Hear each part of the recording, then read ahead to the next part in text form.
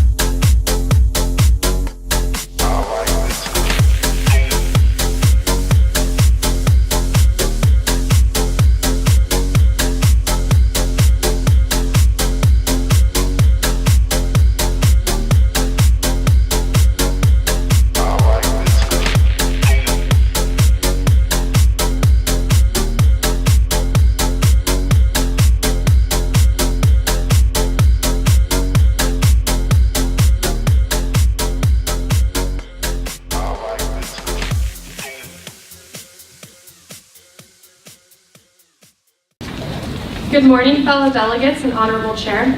Throughout these groundbreaking, fast-paced, and all-around positive sessions, the Sultanate of Oman has had the wonderful privilege of working with other member states such as Kuwait, Qatar, and Kenya. Throughout this process of our working paper, part of the focus of our work has been on the Sendai Framework for Disaster Risk Reduction. This is a 15-year non-binding agreement that acknowledges local governments and private sectors share the same responsibility to advance relief efforts. To 4 priorities of this framework are number 1, understanding disaster risk, number 2, strengthening partnership, number 3, investing in public and private sectors, and number 4, enhancing state efficiency.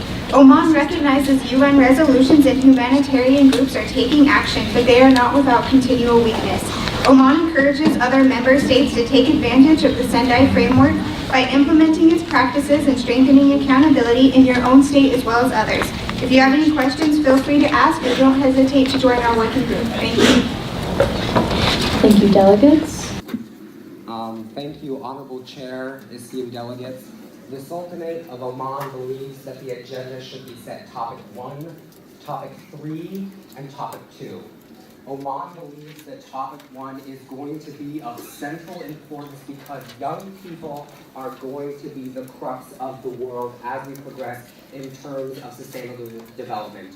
Youth leadership and education is unequivocally necessary in order to create a system, an international system that works equally for everyone, bringing less developed states and more advanced states together so that we progress equally. Although Oman also has to stress that we are going to be working with member states regardless of the topic chosen in an eager and urgent manner. It is unequivocally important that we work to solve the issues, engage all stakeholders in regards to the mandate, and make sure that we are living up to the spirit of a high-level political forum. Discussing the implementation of the Sustainable Development Goals begins with our true, honest, and forthright commitment. Topic 1 is going to be the best opportunity for us to be successful. We sincerely urge all member states here to vote with us in regards to that matter, and we look forward to working with you in whatever capacity we can, honestly and openly. Thank you. Thank you very much, delegate. Vietnam. Thank you, Honorable Chair and fellow delegates. Today's generation is the largest the world has ever known, and the numbers grow every year. The Sultanate of Oman is pleased that topic 1 on youth leadership and education for sustainable development was chosen first to be discussed by our committee. We need to provide young people with proper education to succeed in leadership. Also, we believe that education is not equally developed around the world. Oman has been working with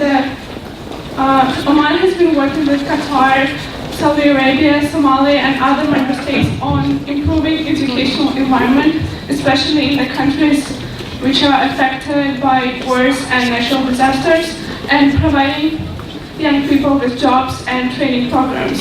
Also, we believe that it's really important to recognize the economic disparity between the states.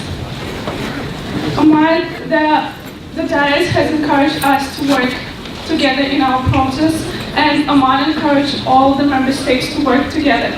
If you're interested in working with the League of Arab States and other members, you're more than welcome to join us. We're meeting by the elevator outside. Thank you, Honorable Chairs. Thank you.